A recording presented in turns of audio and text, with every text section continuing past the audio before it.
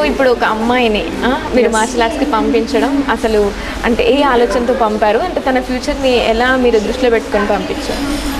Actually అబ్బాయిలకనే కాదు అమ్మాయిలకు కూడా అన్ని ఏ ఆర్ట్ అయినా compulsory it is important.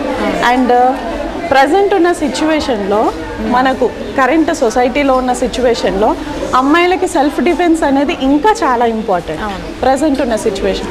And as per అదే కాకుండా ఇంకా మా పాపకి కొంచెం ఇంట్రెస్ట్ ఎక్కువ ఆర్ట్స్లో ఇలాంటి యాక్టివిటీస్లో. So she want to become a army officer. Okay, it will be helpful for the future also.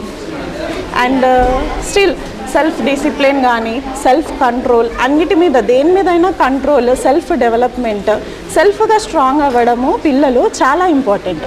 Present ఉన్న మెకానికల్ లైఫ్లో చాలా స్ట్రెస్ బర్డెన్ అనేది చిన్న ఏజ్ నుంచే పడుతుంది అనమాట. వాట్ ఎవర్ మనం స్కూల్స్కి వెళ్ళడం చూస్తే పిల్లలు హెవీ వెయిట్ మోస్తున్నారు. ఓకే, వాళ్ళకి ఏంటి they want to they should become strong.